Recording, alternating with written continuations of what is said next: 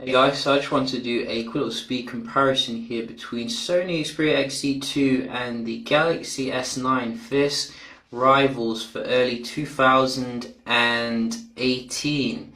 And the reason why I'm holding the XZ2 because I've discovered that this phone definitely does not like to stay in one place. Probably the slippiest phone actually that Sony's ever released.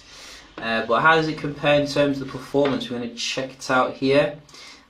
Definitely liking the new design overall, but as I said, going to be very difficult to keep it in one place because it's literally like they've put treacle on the bottom here, and you can do this weird stuff as you can see. And I think Samsung won in terms of the startup, which is not nice for Sony fans, but you know, it's more than just a startup. There are other things to consider here. So let's have a look and see how they do compare. Everything is closed down, and we do have some apps to start up. So usually Sony, I think, beats Samsung when it comes to the raw performance. So I don't know why Gmail keeps crashing on my S9. It is a strange one. That was Sony that time. Sony again. Sony boy. 3-0. Sony again. Not being biased, I'm just reporting the facts here. That's 5-0. 5-0. Not even gone through half of them yet. And we do have the camera. So I think that was the Samsung, so I'm going to give that to the Samsung 5.1. Let's have a look at some of the common apps here, such as your Play Store. This is Exynos Samsung, for those of you not aware. So I think that is probably the, well, in fact I've heard conflicting reports about the Exynos version. Some people are saying it's not as good as the Snapdragon one, but it's what we get. And you can see quite similar here, I think, for the inbuilt applications. Although that was, I think, oh, that was a different app completely. Apologies for that one. Let's try a different one. Which one do we have? That's it. So for some reason I can't seem to hit both calculators here. Let's try it again. It's a little bit more animation on Samsung with that, but definitely with those first ones I did see a lot of more speed coming from Sony and optimization. Let's just try some games. I think this was the same last year as well with the XZ Premium versus the comparable phone, which was, I think, the S8 Plus or something. So one of my favourite games here back in the day is now on Android. I think the Sony did actually start that up a little bit quicker, although it was very close. And let's have a look at something else. Champions.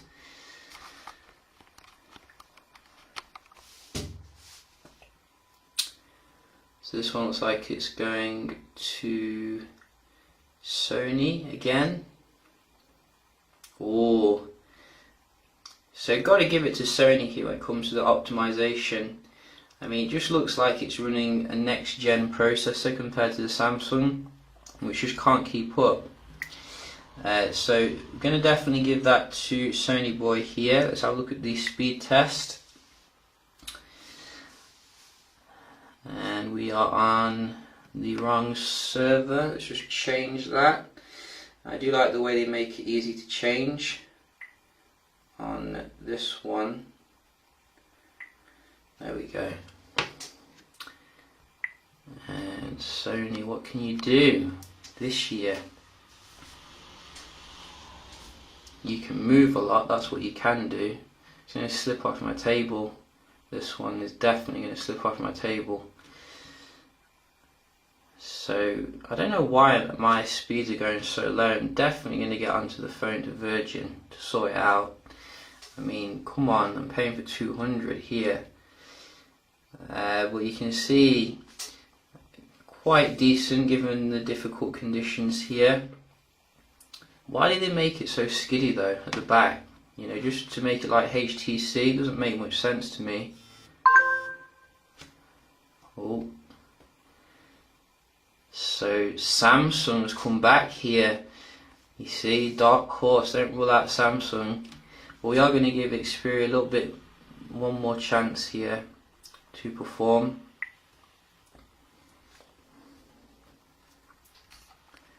I can't keep this still. I'm going to have to get some glue again. Last time we did that was for the Mi 6.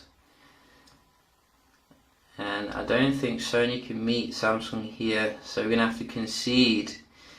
Oh, look at that. Unfortunate. I thought that extra space in the Xperia would actually come to some use here, but it only serves to make it more skiddy, it seems. Yeah, you can see in terms of the upload, very comparable. Let's have a look at some multitasking and then round the video off.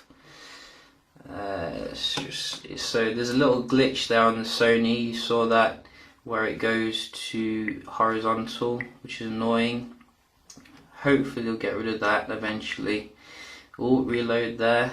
So we're going to give Samsung a point. And again, in fact I think I know why this might be.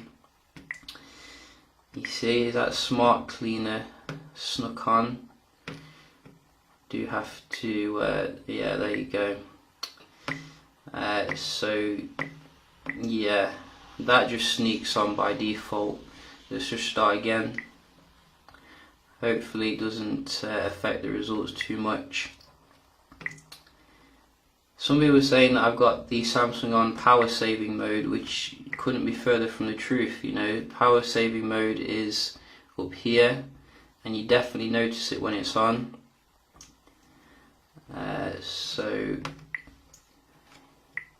don't think it's on any power saving mode. So you can see, I think turning off that smart cleaner, which is completely pointless, has made things a little bit nicer here on both of them. Although I do think they both should have come with 6 gigs of RAM at the very least, given that, you know, you can get phones like that now.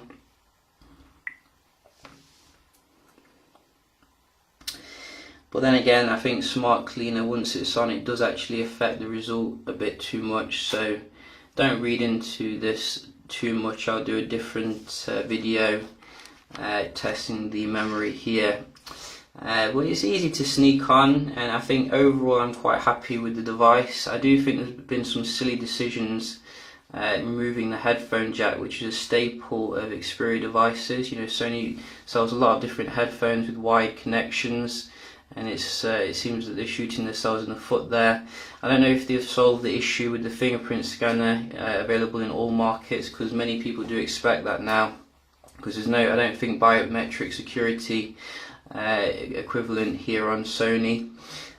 So that's a little bit annoying. You do get, I think, a bigger battery on the Sony as far as I'm aware, as well as a Qualcomm processor, so that could be a differentiating factor here, where the Exynos has not been getting such good reviews.